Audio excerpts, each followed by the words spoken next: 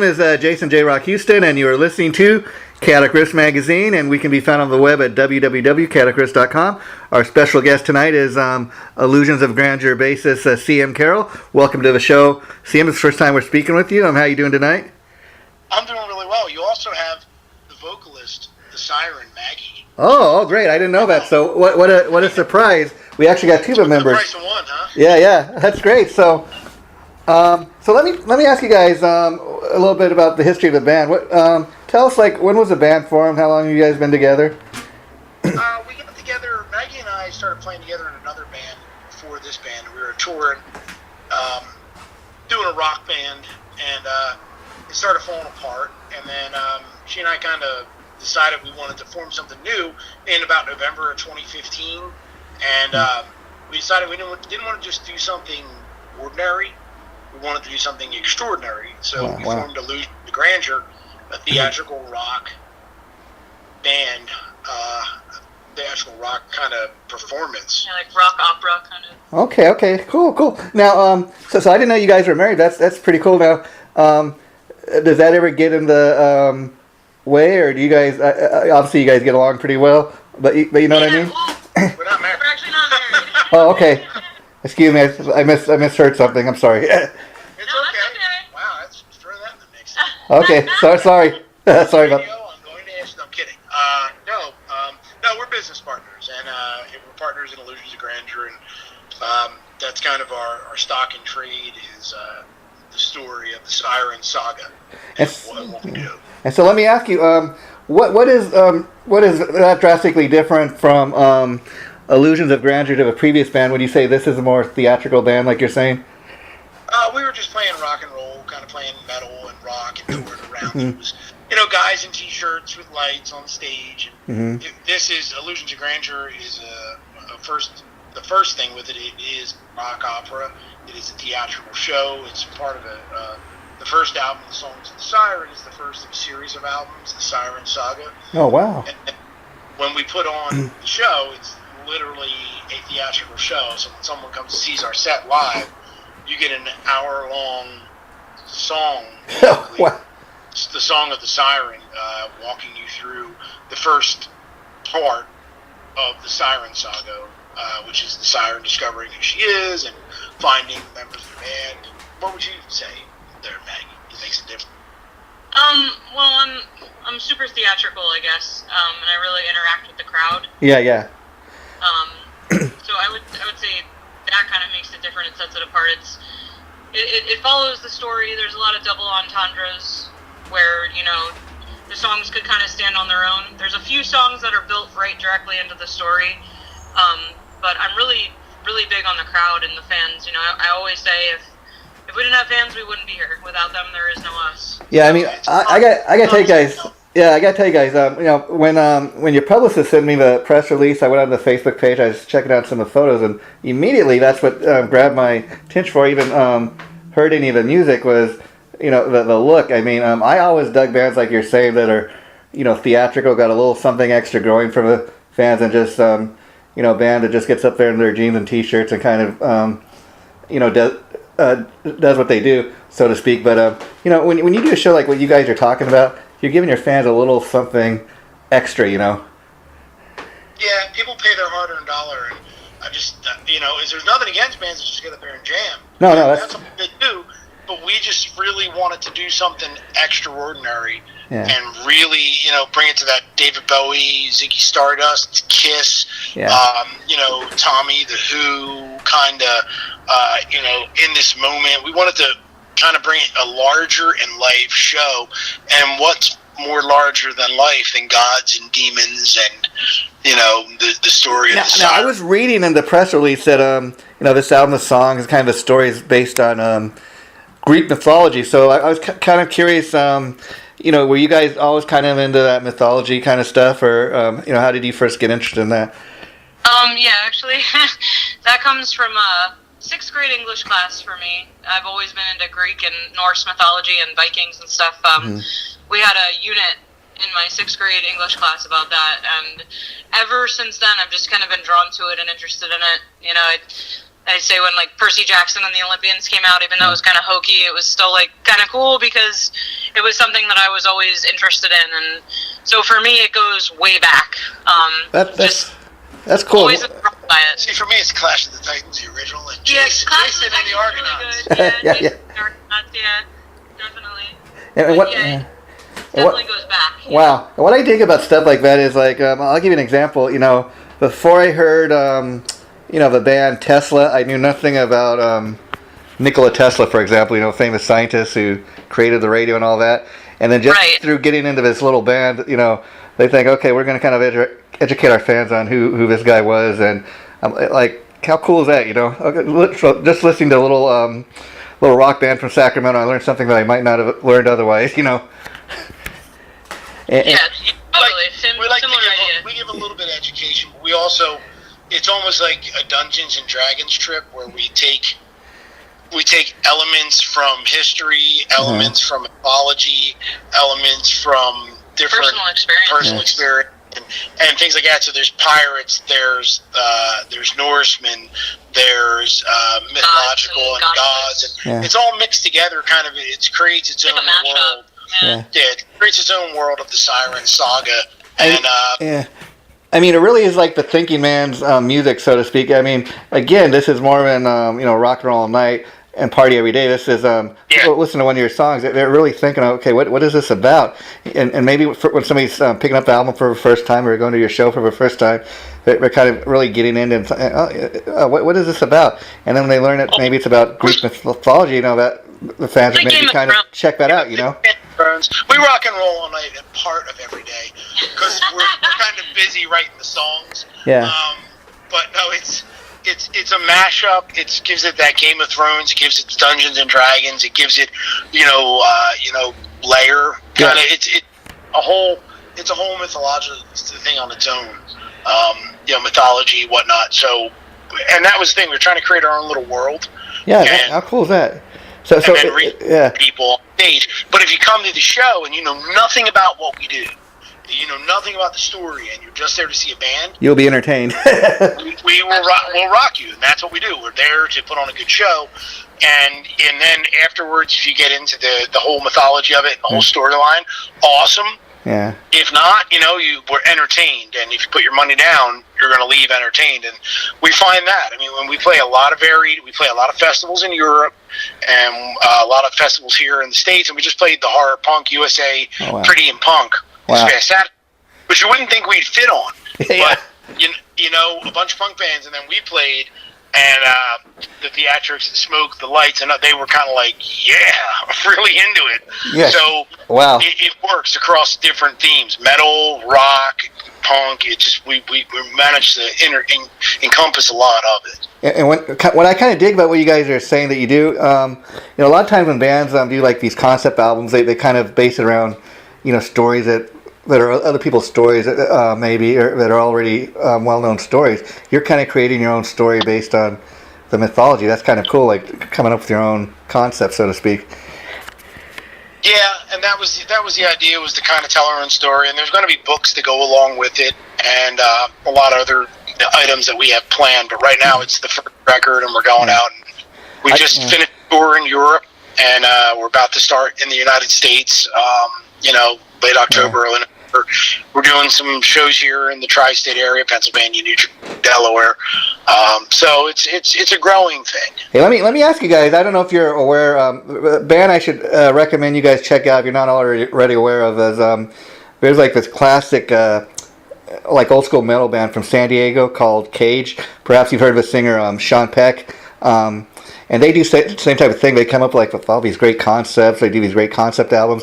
And he comes up with all these great stories. And he's done actually stuff like what you're talking about, where they've come out with an album that's like all based around a story. He's actually released books of his stories and that's attached to music. It's really interesting. You can check them out on Facebook. Again, they're called Cage, and the lead singer, you may have heard of him. He's also in the Three Tremors and Death Dealer. I know. Sean. No, and you know what? It's not unsimilar. It's a little bit different. Yeah, a little bit different. But I mean, as far as like a little bit of that vibe. Yeah. We kind of fall into, when we go into Europe, we get compared a lot to Nightwish. and Ghost, and you know, and then in this moment, and then we hear Queen from time to time because we bring a lot of the guitar to it. We're not very synth based; we're more guitar and bass driven and vocal driven. So, but yeah, it's story driven, but it's rock. So if you were to hear a song not like in the concept album, like not listening to the whole album. Yeah, it's cool that you can listen to the album without even knowing what it's about, you know? Yeah, it's like Tommy. You can listen to Tommy. Tommy's a great song. Yeah. You don't need to know the album Tommy by The Who and the Pinball Wizard and who that is. Yeah. It's just a great song.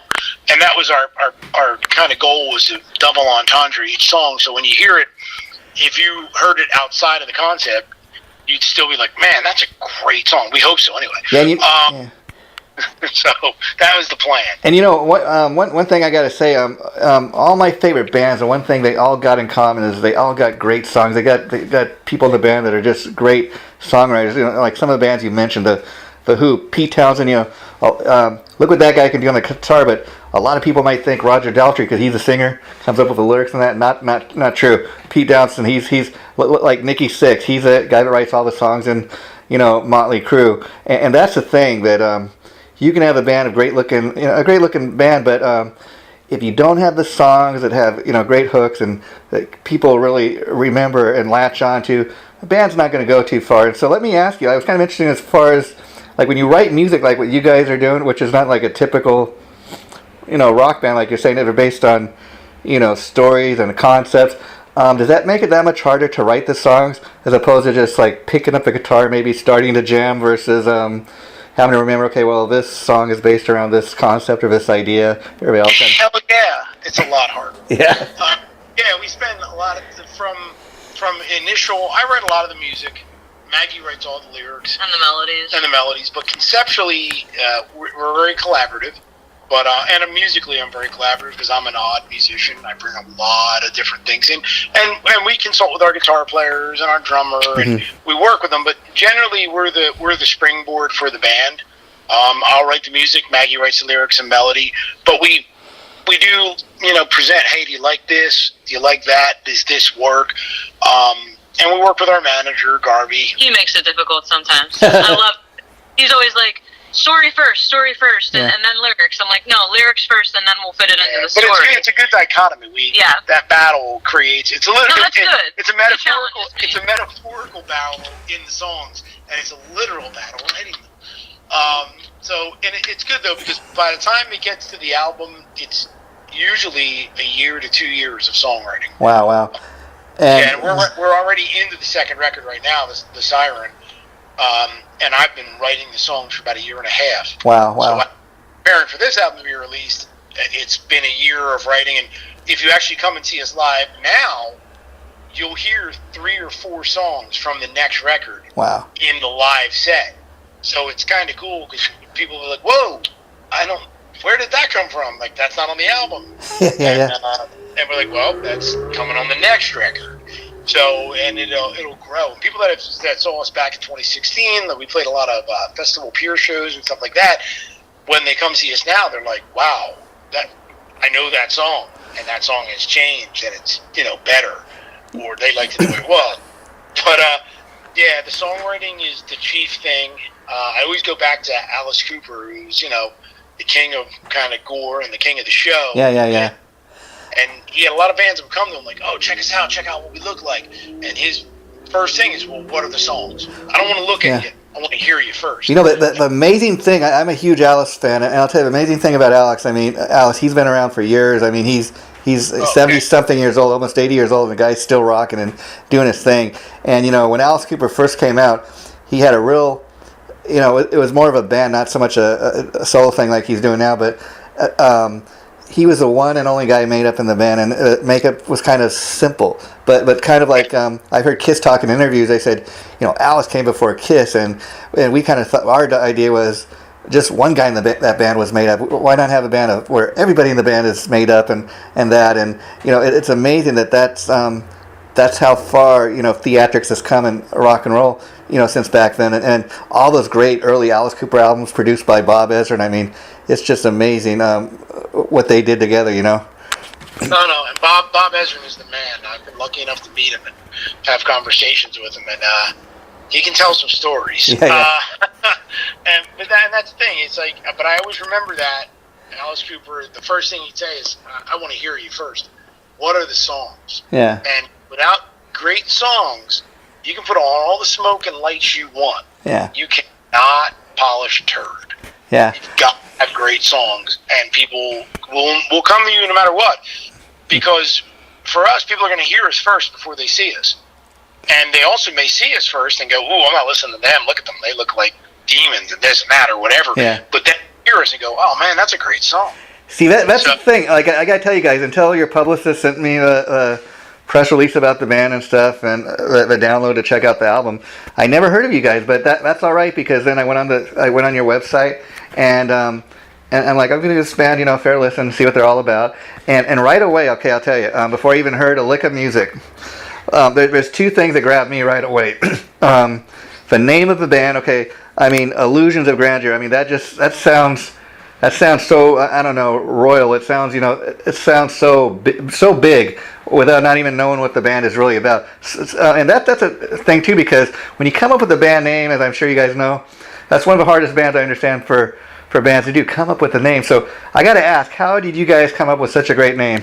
That's all Maggie. I've, many times been searching for bands online.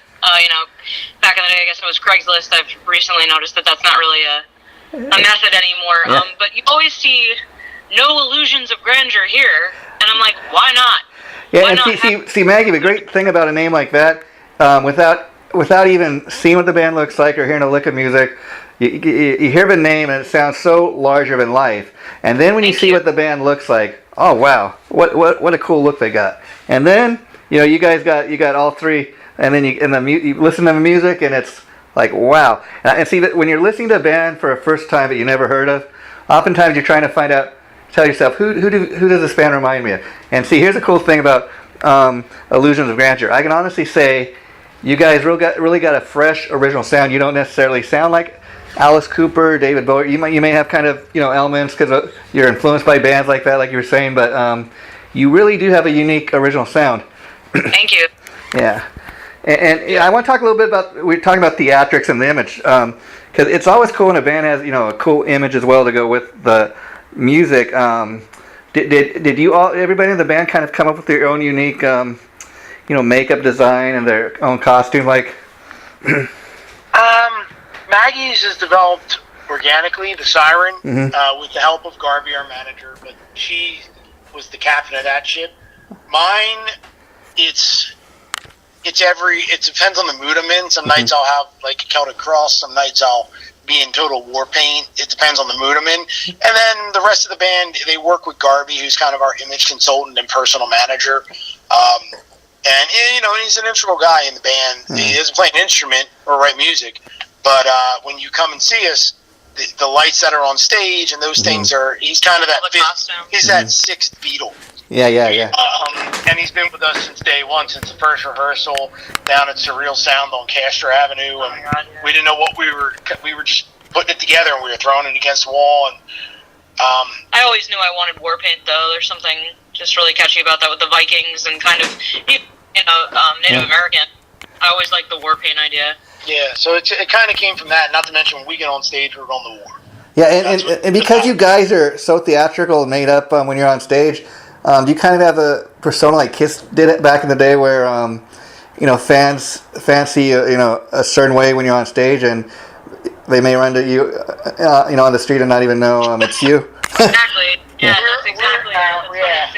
Last night we were at a Walmart. Wow.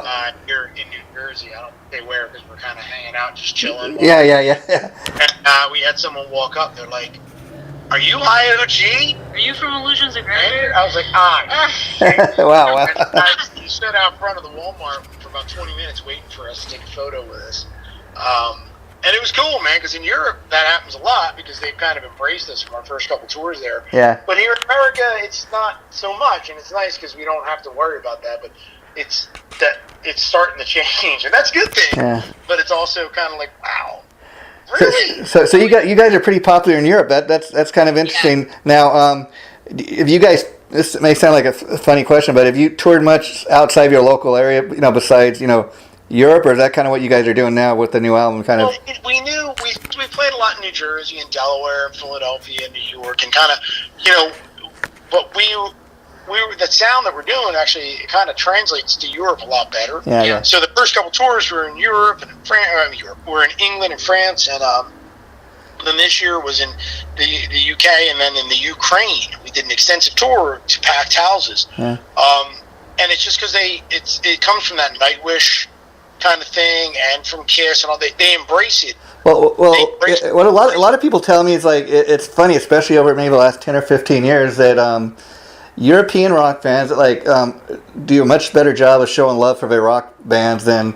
Yeah, that's absolutely true. Yeah, we have fans over there that'll be fans for life. Yeah. They follow us every day. They wear my war paint. They wear her war paint. The girls over there come to the shows in the war paint. And now let me ask you, Maggie, what's that like when you're up on stage and you look out in the audience and see kind of like what the guys in Kiss do? You look out in the audience and you see somebody wearing your makeup. I mean, it's an honor. That must feel like you made that big of an impression on somebody, Yeah, absolutely. It's an honor. It really is, because it means that I touched somebody and really reached them, not just like, oh, their music's good, No, like somehow I got like deep into somebody's soul or heart, and really made an impact on them and their lives, So I think to me, it's an honor. The fans are one of the most important things to me, Yeah, so, and how involved with you guys with merchandising? Because you could take this to. You could take it as far as you want, like as far as merchandising. I mean, with a band like what you guys do, I mean, I remember back in the day, even today, people buy Kiss Halloween costumes. People, believe me, there's a lot of plans with the books and the video game and the D&D. And, wow. But merchandising end of it's just start to ramp. So in the next couple of years, we hope to bring it to people, and it's really not even about just a product. It's about bringing a lifestyle brand to bring something, to people that they'll really enjoy. So everything will have a personal stamp to it. Never will be, we're not just going to slap our name on something. We're really developing personalized items so that people get their money's worth out of it. And that's really what it's about. We understand that if you're coming to see us live, you're paying money. If you're buying our product, you're paying money. And we want to respect our fans and respect the public. And it allows us to respect ourselves. Oh yeah. And I will say this: like you're talking about, one thing about your music is people could just listen to it, and it's great music. They don't necessarily have to know what the story is. You're talking about how some of the music, when you're creating it, you just kind of, you jam to it live and stuff. And the thing about like that is, I'll give you a band like Deep Purple, especially. Back in the day when Ritchie Blackmore and John Lord was still in the band, and these guys, you go see them live, and they be rocking out like to, like Burn or Smoke on the Water or Highway Star for like 30 minutes, and so the point being is, if you want to listen to that stuff, the way it's played on the record, you stay at home and play the record live. But you go to a Deep Purple show back in the day, and man, they'd be jamming on one song for like 30 minutes, but they'd give you a show that you'd never forget. Yeah, we present the songs a little bit different live. There's a lot of intros and outros. Yeah. But also, when you pick up the record is one continuous concept album. Yeah. And then at the end of it, there are radio edits and different edits of the songs.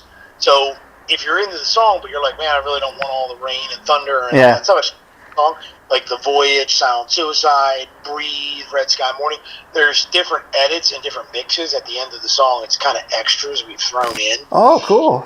And so the cool thing, Pink Floyd has done stuff like that. And the cool thing is, like, stuff like that, people would almost have to kind of really be paying attention to notice, the difference, like you're saying. Because something like that could be so subtle, when you're listening to the album and it's got different, edits like that. You're almost thinking like, hey, didn't I hear this song already, or am I wrong?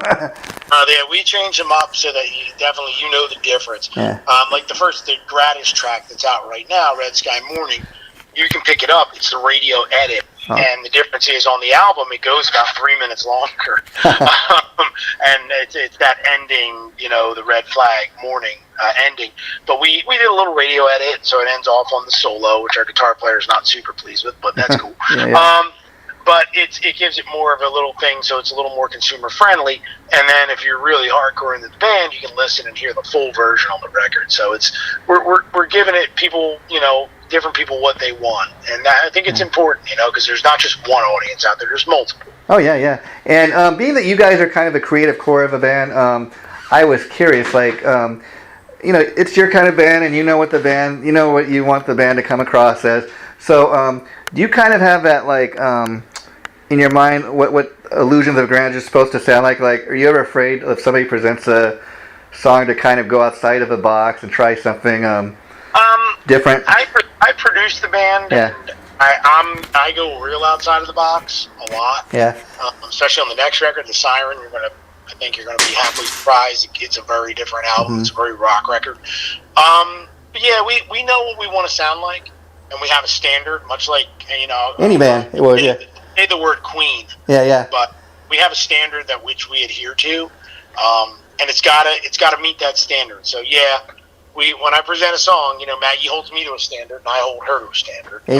Queen's one of those bands, like you're saying. I mean, they do everything from a ballad to like something like Stone Cold Crazy, which is like I dare say almost the first speed metal song. It's that fast.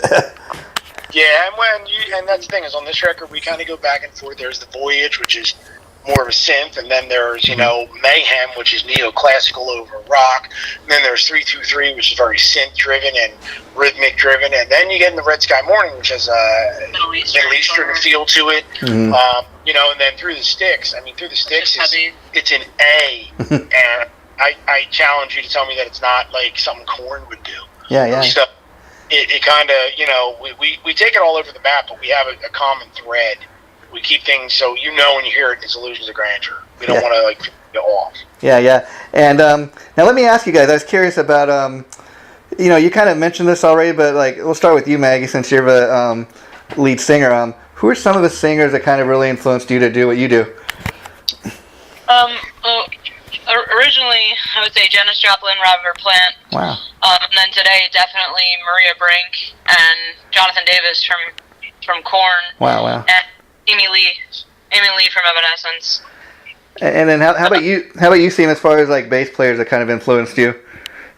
Well, I want to say that Maggie wants to be the female Jonathan Davis. Yeah, I love it.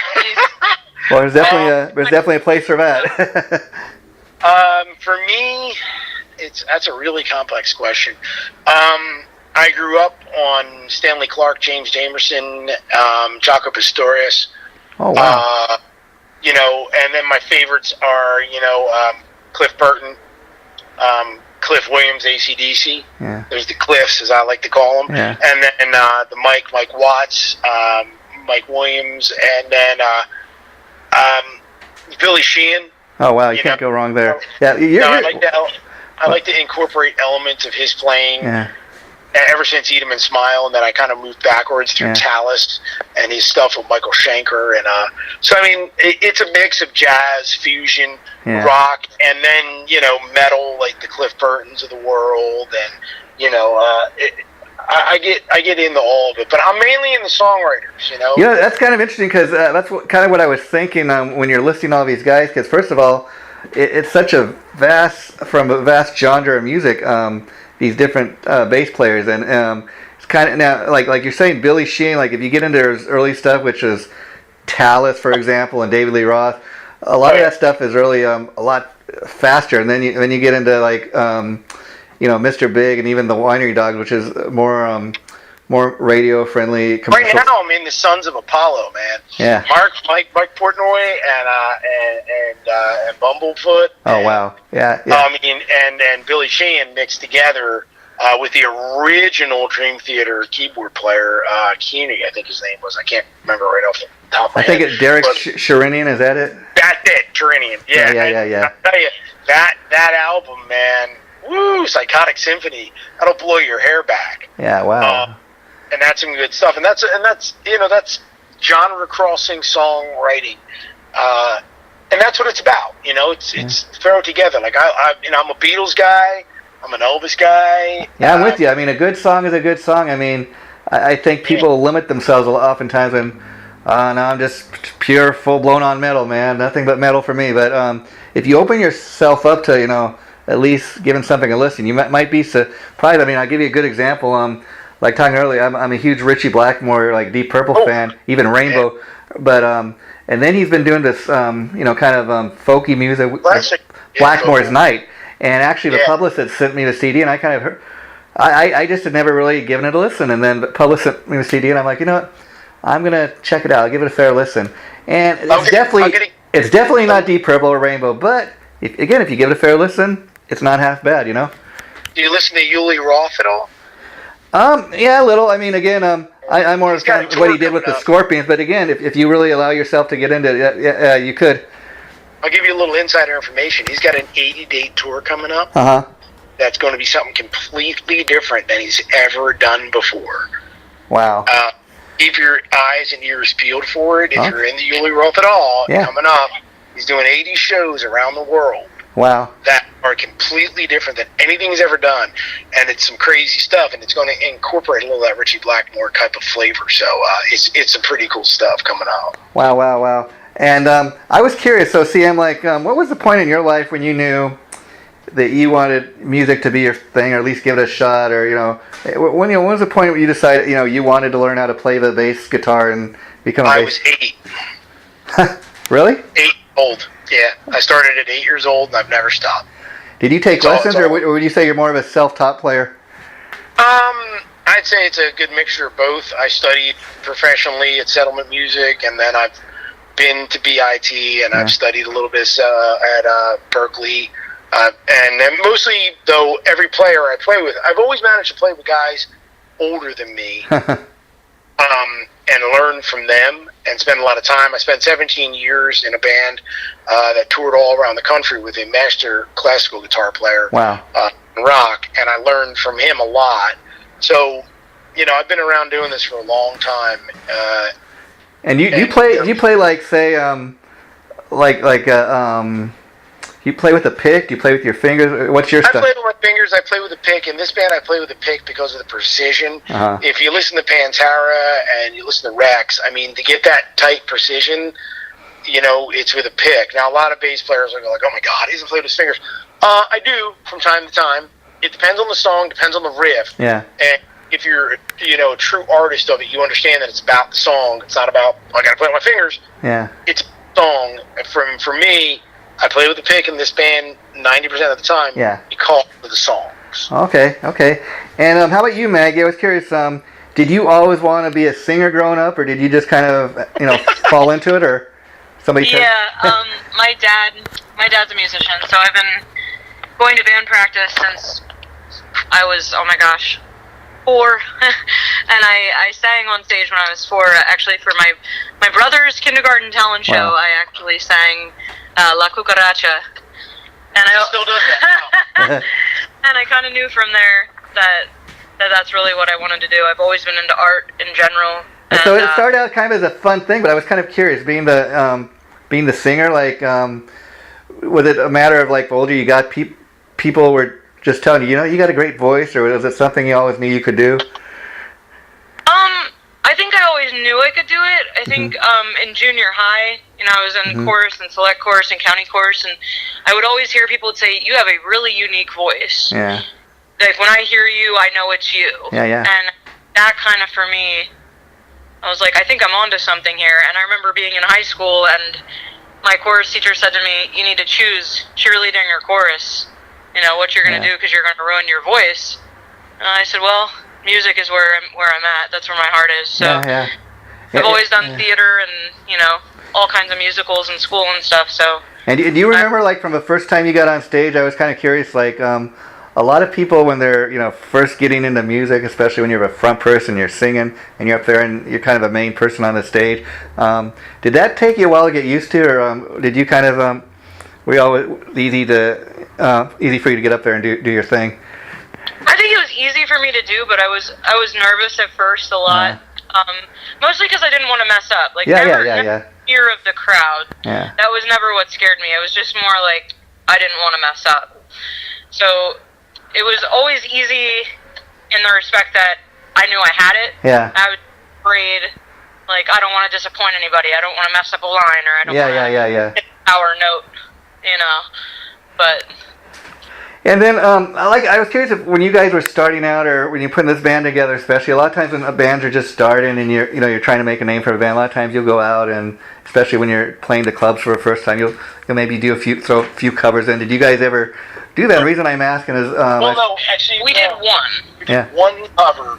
Yeah. It's by Alanis Morissette. It's on her second album, supposed former Infatuation Junkie. Okay. It's called Baba. Wow. It's not a song you would expect. It's not, you know, like, it's not Jimmy. It was actually something that when we did a lot of, when we first got together, I was doing a lot of producing and I was driving around a lot to different studios out in upstate New York, and I took Maggie with me to experience the studios and the songwriting, and we'd be in the car kind of throwing ideas back and forth, and I used to play the song Baba from Alanis Morissette, like, check this out. And it's so different than anything you'd expect. It's got this. No one knew it was a cover either. Yeah. No, See, that's a cool thing. That's a cool thing. You know, when you do something like that, you may do a great version of it, but a lot of people just hearing that song, like you said, for the very first time, they have no idea you're covering somebody else's song, and then when they find out, they might go check out the original and say, "Oh wow, I never even heard that song before." No, it's definitely something that every time I present it to people, said, "Oh, you should hear this, man. We should cover this." I was in a metal band for a little while, and I wanted to do it. Yeah. Just because of the riffs and the song. Yeah. And they went, "What?" Yeah, I mean, I'll tell you a funny story about something like that. I interviewed the original guitar player Tommy Skeoch from Tesla a number of years ago, and he was telling me that if you remember back when they put out that live acoustic album, I think it was in the '90s. They did that version of Signs. He was telling me, you know what? He said the funny thing is a lot of people, until we put that out, they never heard that song. It was really an old song like from the '70s, and he said our version went on to become a bigger hit than the original version. I was at the recording of that record. That was done at the Trocadero in Philadelphia. Oh well, hey Sam, let me give you a little info you might be interested in. I heard it's coming out in February, but it's going to be like the 30th anniversary of that album, and I think they got plans to put out like a new CD and DVD of it, where they for the 30th anniversary they went and did a set of lava songs on that album. I think they threw some new stuff in as well. That's supposed to be coming out sometime in February. That's really cool. That was we didn't know they were making a live album. We were just there seeing Tesla at the Trocadero. And how cool is that? I mean, especially Tesla. They're one of those bands that they really started that unplugged thing back in the 90s. But for somebody like you didn't know that's what you're going to get when you went to see the band that night. How cool! I mean, you're like, well, I had no idea they were going to play acoustic. How cool is that? No, yeah, they were definitely ahead of the curve. Yeah. And see, that's what's so interesting, like a band like Tesla. They've been around for years, and they broke up for a few years, and they actually came back, and they've been doing better business than before they broke up. Oh, yeah. No, they're timeless. Yeah. And the last thing I kind of want to touch base on with you guys before we wrap this up, I got to tell you, you're on a really great label with Pavement. I was curious, how long have you been with them, and what's the story of how you guys kind of hooked up with them? Pavement came to us through Tim King from Soil. Yeah. I've been in the industry for years, and we had done some work on another indie label that I owned, and we wanted to do something a little bit different with the release of this record. Yeah. And Pavement creatively gave us the room to do what we want. Uh-huh. So it was a good home for us to land on, and they're a great partner to musicians. They're a great partner to creative minds. So we were really happy to. And the reason I bring that up is I got to tell people, like you were mentioning, what I love about the label Pavement Entertainment is, like you were mentioning, it's owned and operated by Tim King, the bass player from Soil. And when people hear about it, you might think initially, okay, they must have nothing but hardcore metal bands on there. Not the case. I mean, you guys got a great roster of artists. You got everybody, from Candlebox, you guys, I think. Love them up. We just did some shows with them, and they're back. And Candlebox and Brian Quinn joined Candlebox. He's from Philadelphia, a guy I know for years. Uh-huh. And they really do. Tim and Mark, who own Pavement, they're artists themselves. They're in working bands, and they really push you to be creative and to do your own thing and put your own mark. See, that's the next point I was going to make, but I love about a label like this is you guys are, as you said, the owner of the label, he's a musician himself. He's been doing this for years, so God, yeah. So he's a great guy to kind of sign these bands up and say, okay, this is how you do it, or this is my advice, or as opposed to a guy just in a suit, never picked up a guitar, or believe me, I've known plenty of suits in my day. And it's definitely, Pavement is a great place for us, and they've been very friendly to Legions of Grandeur and fostering our vision and our creative spirit. So let me tell you, it's a great label. And then you do have labels where guys are actually musicians, but they kind of when they get their own label, a lot of times they kind of try to push their agenda or say, no, you're going to do it my way. This is my label, which is, I think it's cool about a label like this. He's allowing each of the bands, on the label to kind of do their own thing. You guys be yourself, because I think a lot of times, like, you take a band even like Candlebox, if you sign up with this label and they're trying to recreate, hey, what Candlebox, we're going to bring you guys back in a big way, but you need to change your song, need to do a disco song or something. That's going to turn, the classic Candlebox fans off. So it's very important that you guys kind of stay true to who you are, if you know what I mean. No, yeah, and then Pavement's been a great home for us, and it is just that. It's almost like the Sub Pop of now, where Jonathan Bone from Sub Pop pushed the bands to be independent, and like Mudhoney and the original Soundgarden albums and Nirvana, where they developed their own Seattle sound. Pavement, while it's not regional, it's national, international. They push the bands to be themselves rather than to conform. So we love it, and Songs of the Siren comes out August 30th on Pavement worldwide, and we're really looking forward to it.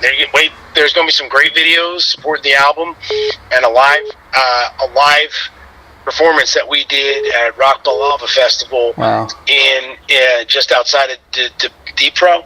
Are the videos already been shot, or Oh yeah, they've already been shot, and they're ready to come out. And cool. There's a live concert we shot on our Ukraine tour that's going to come out just after the album. So there's a lot of stuff you're going to see from the band. So yeah, Friday, August 30th. Wow. And how do you guys feel about people coming to the shows and filming the shows and putting it online? Do you have any problem? We love it. Yeah, we love it. And we're playing Saturday, August 31st, the day after the album comes out, at our hometown of Lancaster at the Chameleon Club. Oh, wow. How cool is that? Yeah, and we're playing actually a small intimate show in the downstairs at the Lizard Lounge with Mobile Death Camp, who was the original bass player from Guar, Beefcake. Oh, wow. And Extinction AD. So it's going to be a really cool night. And you come out, you want to see something that you've never seen different, before. Definitely. And before we wrap this up, I'd like to ask you guys each, okay, since I'm talking to you right now, Sam, is there an album in your, music collection or something that you can kind of point to and say, that's the band or that's the album that really kind of played a major role in me doing what I'm doing today? Supertramp, Breakfast in America. Oh, wow. That's cool. That's going back a ways, but that's cool. That's the album, man. Yeah, there you go. There you go. And how about you, Maggie? Is there an album or a band that you could kind of point to and really say? I mean, you were mentioning Korn, but I don't want to speak for you. Is, an album? No, it's definitely Korn. I was about 13 when I first got Korn's "Follow the Leader," and that was kind of it for me. Jonathan Davis is just so passionate and dynamic, and not only Jonathan Davis, but the whole band is good. It's not just him. It's every single the thing player. I love about Korn, I mean, I'm not a diehard Korn fan, but pretty much anybody could really get into their music. I mean, they're one of those bands too. They're not quite grunge, they're not quite metal. They're kind of everything. Their own genre.